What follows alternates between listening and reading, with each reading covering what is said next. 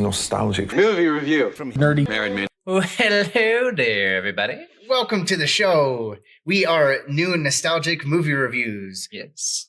I am David. And I'm Steven. Welcome back to the show, or welcome if you're brand new. Yes. I understand if this is the first one you listen to. This is a fun movie. Oh, great movie. Today we are looking at Prey, which is a 2022 film, rated R. It's an hour and 39 minutes. Yes. And our last movie, I can't remember what that one was. Our last one was Werewolves Within. That's right. We're talking about Prey today, so All right. Let's go to that. Some of the casting in Prey, we got Amber Midthunder, who plays the main character Naru. We got Dakota Beavers playing Tabe. And then we got Dane DeLegro, who's playing the Predator himself. Yes. It is amazing.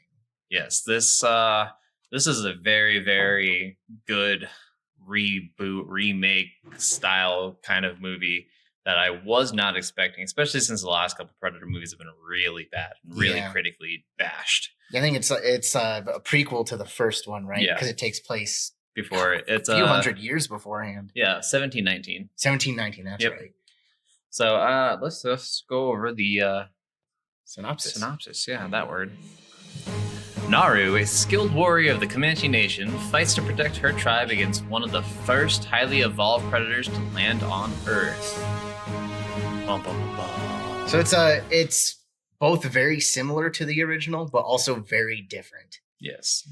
The cinematography in this movie is just beautiful. The seriously. acting is so well done, especially compared to some of the most recent Predator movies. The cinematography, especially with all the drone shots they did in this movie. Yeah. Like they did so many like cutaway shots and so many of the cinematography for this. And I'm going to say this again when we do the episode for the Northman, but a lot of the shots from this are very video game like shots where they're from afar or from a top view. And like you get these are really cool, especially when she's invading the Frenchman camp in the movie.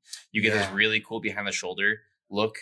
And it feels like you're playing a third-person video game. Yeah, and I mean, it was really nice kind of seeing most of the locations looked very practical. There might have been a couple like CG, green screen, blue screen moments, but most of the film looked so good, I couldn't tell if it was a practical location or not. It was so well done. And us talking about this movie being set in 1719, this is set with the main characters being of a Comanche tribe, as we said with the Comanche Nation.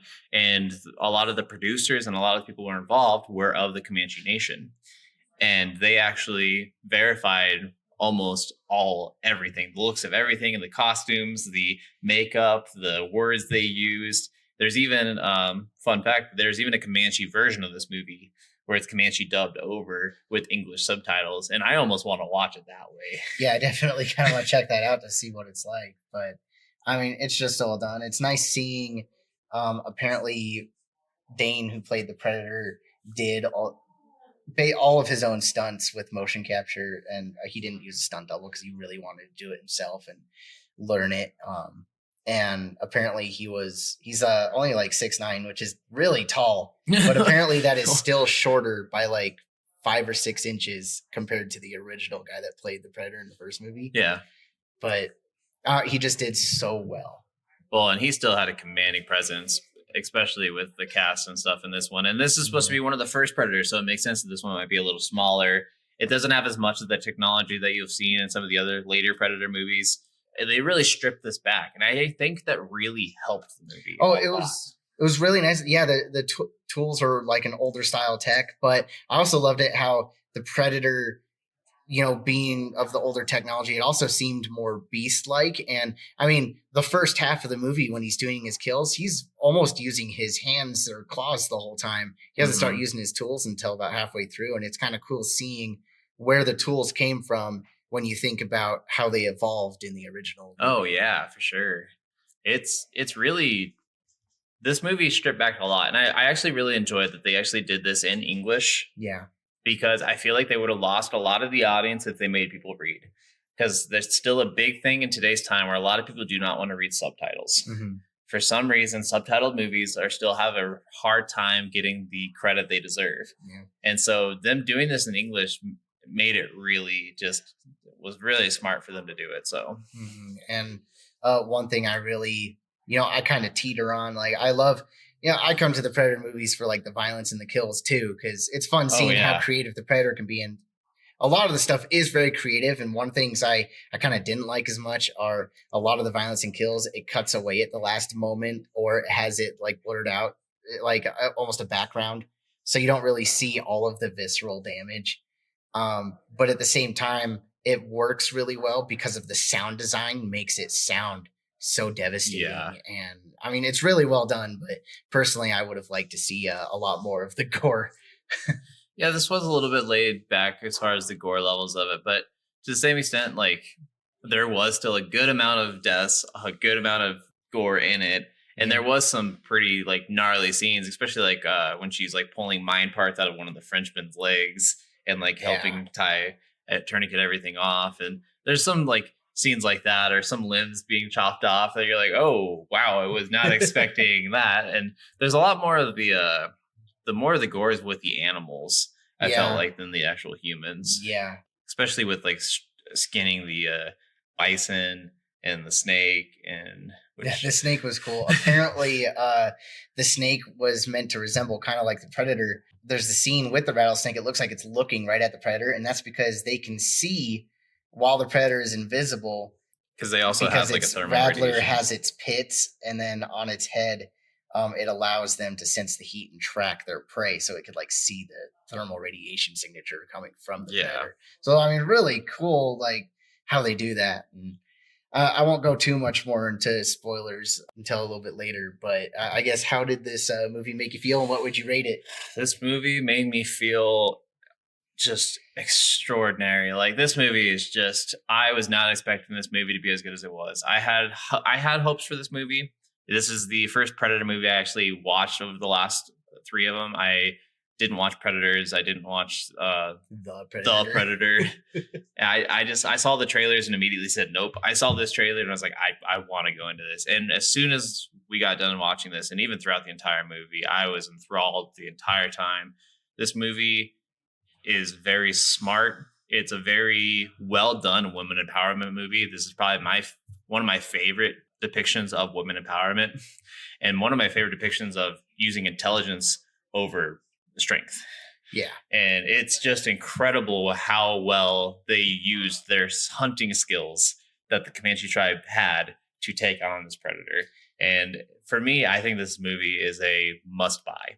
You should definitely buy this movie. It's not something that I'd buy in every way. It's not something I'll probably watch every time it's on, but it's something that I will watch several times throughout my lifetime. And it's something that I definitely recommend buying. Oh, definitely. I think this movie is definitely a nice breath of fresh air compared to the most recent ones. I mean, I thought Predators was at 2010. Something like that. That one was all right, but I haven't seen the one that came right before this. I don't know. I heard a bunch of mixed reviews, but this one really, I don't know. Like even when I saw the trailer of this one, I was a little skeptical at first, especially when it's streaming right to Hulu. It's not like going to theaters or anything, but I think Hulu won. I mean, this movie is actually like one of the highest rated movies on Hulu right now, and out of the Predator franchise even. Yep. So, I mean, they hit a home run, and I, was pleasantly surprised. It's a great movie. I definitely recommend watching it. I'd say own it, but it is on Hulu. So I think it is a must watch. Definitely check it out. You don't have to buy it, but I mean, like even once this goes off of Hulu, I'm buying it. Oh, 100%. Like, it's totally worth it. It'll probably be on sale and stuff once it's off of Hulu anyways. You'll probably get a sale for it where you can get it for like $8 or $10 or something. And I'm going to 100% buy this as soon as it comes out. So check it out. That will be it before we head to the spoilers. Next week, please come join us. I think this is Steven's next, I guess, quote this is pick. My quote bad pick because it's not certifiably fresh or whatever. It had only a 59% on the Rotten Tomatoes rating, but this is my all-time favorite movie. Oh, okay. This is the movie I've watched more than any other movie in existence. I'm not joking when I say this. I've watched this probably 100 times or more. And that is A Knight's Tale.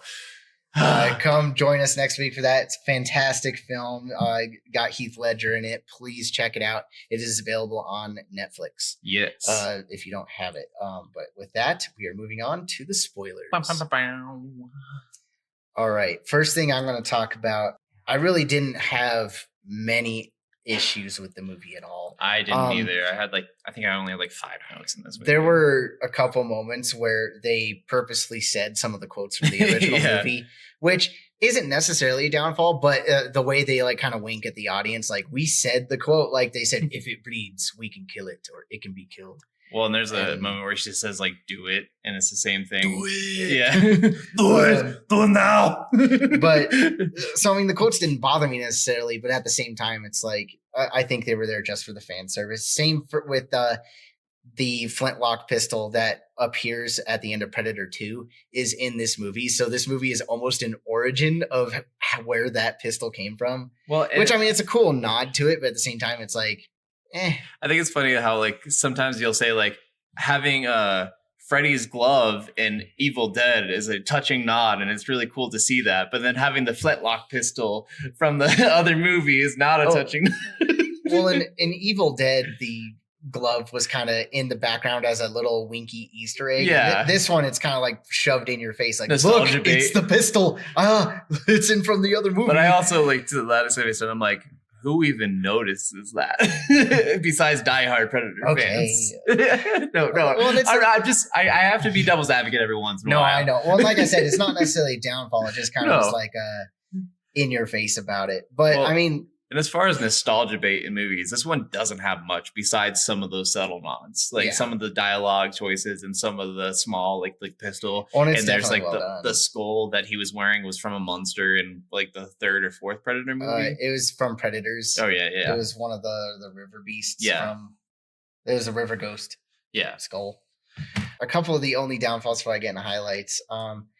I both loved and hated the visual effects. Most of the visual effects were gorgeous, beautifully well done. There were a couple that stood out to me, and I think the main reason it stood out is because they filmed on location so much that when they used and the main one I'm talking about is there's the bear fight in the river. Yeah, the bear doesn't look bad, but it kind of stands out, especially next to the dog.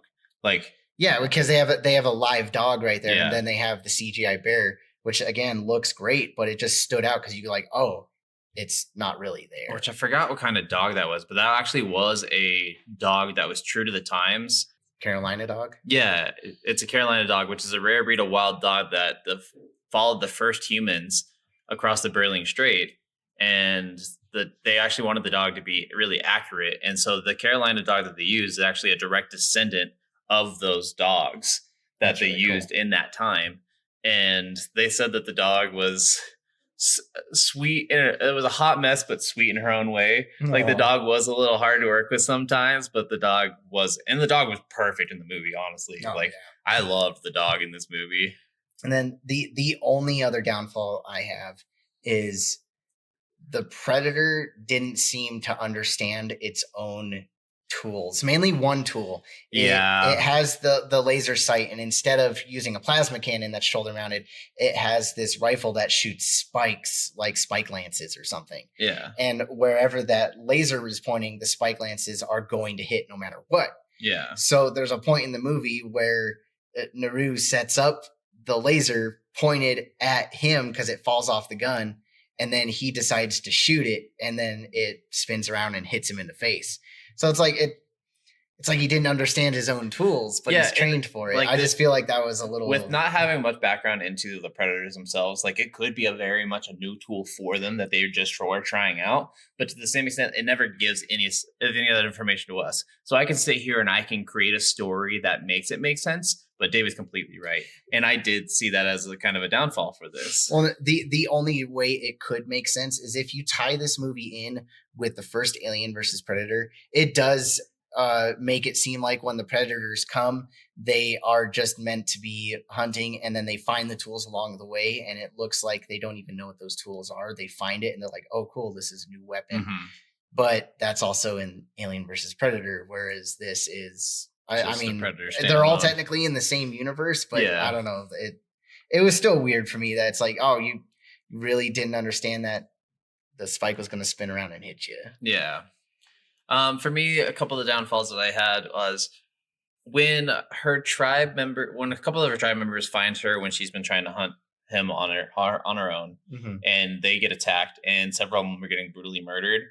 She takes forever to start running away. She's sitting there just like staring at it, and she waits until the predator turns back to her to start running. And I'm like, in those scenarios, you get the fuck out of there as fast as you can. And I know there's probably like some like fear factors involved with that, where you're just like, holy shit, like what do I do? Well, that's what I was gonna say. Maybe she was frozen in fear, because that was really the first real time that she was seeing it in full. Where like she saw glimpses of it earlier in the movie going in and out of camouflage, but that was the first time seeing it full on and going, wow, this thing is a monster. Yeah. So I mean, she could have been frozen in her tracks. I understand. I know what they were trying to do with the immersion in this film with not showing us subtitles when the Frenchmen are talking, because she doesn't know what they're saying. So why would we know if we're getting her perspective? But to the same extent, I hate it in movies when they have foreign languages and there's no subtitles. I want to know what's being said. I have that problem all the time in so many movies. Like we're even going to be doing The Thing in a couple of weeks, and I can't wait for that because there's a very specific scene at the very beginning of the original Thing where there's a huge dialogue in Norwegian, and if you know what they say, it changes the film instantly. Yeah. But if you don't know what they're saying, you don't get that extra information. And I wish they would have that. The other thing for me, this one was just like a kind of a funny one. There's a moment where the predator throws like a device over the Frenchman's shoulder and it starts ticking. And I immediately got vibes of Harry Potter Puppet Pals. What's the mysterious noise? What's the mysterious ticking noise? And because all of the Frenchmen all gather around like, what is this? And then it like shoots up and spreads out and then like blows up and kills them all. But I'm like, it's a pipe bomb. And I was just like laughing so hard. I was like, gosh, I know like there's curiosity with things, but to the same extent, like beeping is never good. To be fair, they probably never heard beeping. With it being in 1719, there aren't timed bombs like that. But in that also, time period. if your enemy throws something near you, yeah, you don't go near it. Like I don't understand. Like I would think fight or flight response for me. If my enemy's throwing anything at me, I'm considering it a weapon. And if I don't know what he's using and I've never seen this kind of enemy before, I'm definitely not going near it. And I think it's a little stupid for every single one of the soldiers. There wasn't one that stayed back. Like no, they all were like, what's it? Going into the highlights, the movie is just so wonderful. I love how it's basically an underdog. Oh, I did have one more. Oh yeah, sorry. Go ahead. The one other one that I had was the French even said this to Naru when they captured her. They said that they think that this master hunter is looking for the best fighter and that they will not go after. They're looking for the best fighter. They're looking for the best prey to fight. But then they tie up Naru and her brother and expecting the predator to go after them that are tied up. And then they're like, if you think this is the master hunter that's going after the master prey, it's going after the people that captured them, not the people that are captured. Yeah.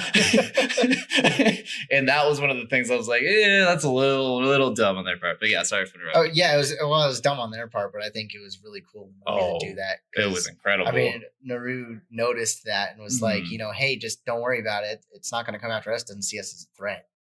So, but what I was saying was I love how this is basically an underdog story of someone rising to the top. And one thing I really loved about the movie is that it is a smaller scale. Yeah. Like it's a big movie, but it's like, it has that feeling of it is one little tribe, it is one little plot line. It's not a really big scale movie, but yeah. I think it's really well done. And I just think it's so creative. Oh, I think it's very creative. I mean, even the weapons. Like, I love that she kept on getting annoyed with missing with her axe when she was throwing. And so she decided to tie a string to the axe. Yeah, like she made a rope. Yeah, she made a rope out of a bunch of like branches and stuff like that, like the bark of the branches, and twined it together in this really awesome fashion that would be strong as shit. Yeah. And her doing that as like a rope dart kind of a weapon. Yeah. And some of the fight scenes they had, like her at the camp was like straight out of a fucking video. Like, it made me feel like I was watching Far Cry Primal. Like, it was so crazy and so visceral, and it was just like so well done, and the fight choreography in that scene alone. Well, I love the way that she adapts to all the fighting throughout the movie, because like you said, not only does it help her with aiming and like a rope dart almost, but it also helps her retract the weapon back to her. So it's not throwing the axe into a tree and then having to go retrieve it to keep using it. She can throw it, bring it back, and continue fighting. But she continues adapting through the whole movie. Speaking of that kind of stuff, speaking of like her brother in this movie, when he has his fight with the Predator and he's fighting him with a bow and arrow, and he's got one arrow on him.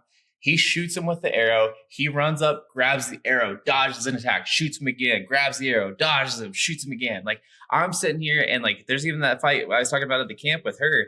She stabs the dude with a knife. Another dude comes after her. She doesn't know where to go. She grabs the knife that's in that dude's leg and cuts that guy's throat, and then turns around and uses that knife on another dude. The amount of times they use the same weapons over and over and over again. Not like most movies where you see like some of the fight choreography where they use their arrow and they're like, oh, I'm out of arrows. I'll just hit him with my bow or whatever. Like, no, these people wanted to use the strongest weapon they could, and they would put themselves in harm's way to get that weapon back. Well, it definitely seemed like a fight for survival. It wasn't just use the weapon, move on, keep going like you're Superman. It is, I am going to die if I do not get this back. Like, and when she rips the knife out of the guy's leg, it's not like an easy pull out. She just yanks it.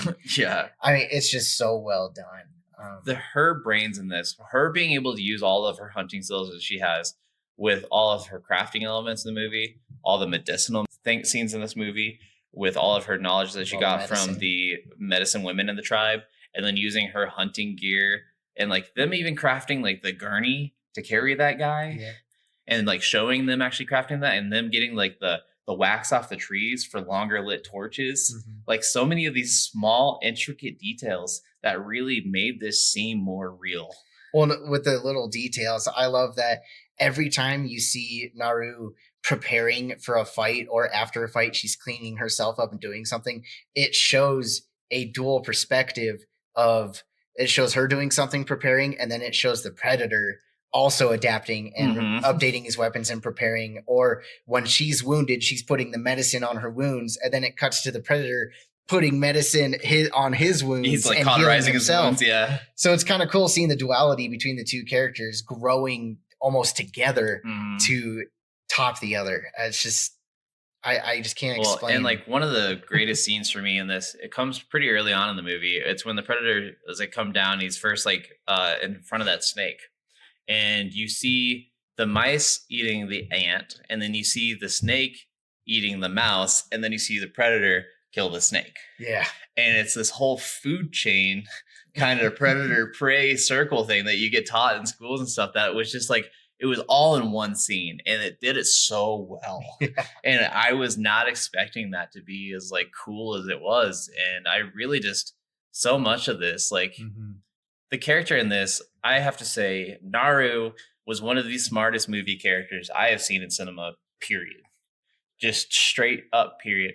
Naru was exactly what I wanted the live action Mulan to be. She used her brains and all of her knowledge to outmaneuver and outkill and outpace someone who was way stronger, had way more weaponry than her in every way. Well, it was also just nice seeing a character that didn't start as the best thing ever made. You could tell that she fought and learned her way to become the best, and just kept trying and getting better. And she had that drive. So it's like she had flaws. And it was nice. It wasn't just she is a perfect character that is already super strong and able to do. It is, she had to learn to get there. Yeah, and we saw that with that first hunt with the lion. That was just a very awesome, cool scene where she saw some of her other tribe mates get attacked by the lion. She helped one with medicine get him back alive, and she's the only reason he got back alive, because everyone was telling her, you're giving him too much medicine. She's like, no. And like, they're trying to bundle him up, and she's like, no, he needs to be cold right now or he will die. Do you want him to be comfy or do you want him to be alive? And I loved that line right there, because it's so true. Sometimes you need to do the harder things to do what it takes to keep someone alive. Yeah. And sometimes it is for their best benefit to be uncomfortable if it saves their life. Yeah. And even when she got back to the camp and her mom's like, because of what you did, he survived. And I know it's because of what you did and what I taught you. And it was really cool, like touching moments with that. And I loved how much the brother wanted to protect her, but also wanted her to thrive. Mm-hmm. Well, and the storytelling in the movie was so great because the beginning of the movie shows a lot of things that come back into play later. Yeah. Like when she makes mistakes and her brother or her mother in the tribe, you know, they explain ways for her to improve and get better, or even scenery. You know, there's a point with the, I guess, quicksand scene, and she sees that and she brings that back in later to help defeat the predator.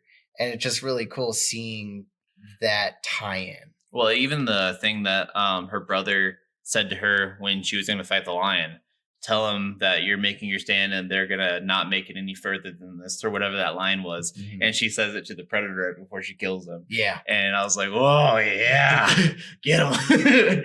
And it's just one of these just things that I love when movies make these small callbacks to earlier things. And this movie did it extremely well, where they were really subtle things. Yeah. Almost forgot the most important highlight of all in this movie. It doesn't matter anything else.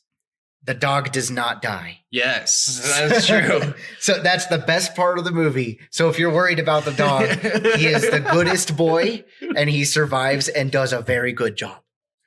Well, and I even loved, like, there was a couple of scenes where I thought the dog was going to get killed, especially with the bear. And I love the subtle things with that. When she stumbles upon the bear, she has this moment where the wind shifts and the bear smells them. Mm-hmm. And instantly the bear's like, and I was like, that attention to detail in a movie is something I have not seen that much very well. Because a lot of these movies, you don't think about the smell or the wind or these primal instincts. You think about, oh, well, they didn't hear me or they didn't see me, but you don't think about smell. Yeah. And that's something that I thought was brilliant in this. They brought that as an extra sense for these predators to have against their prey. Yeah.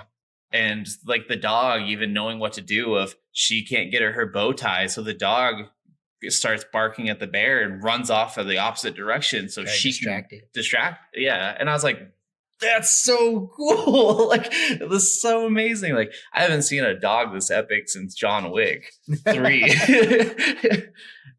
Like, seriously, like, there's so much I can say about this movie. I loved so much of the fighting in this movie. I loved all the things with the Frenchman. I loved her trapping the Frenchman. Yeah. Like, so many of these just subtle things. And I think it's definitely one that everyone should watch for sure. Yeah. So I guess, do you have anything else? I don't think so. Again, we both recommend this movie. Check it out. When it becomes available to buy it. It's a great movie. And I guess that's all I have. Yeah, I think that's all I have too. So yeah, we hope you guys enjoyed this one. If you can, leave some comments or remarks or give us a rating, please. Giving a rating on these goes a long way. Absolutely. So again, next week we're looking at A Knight's Tale. So check it out and join us then.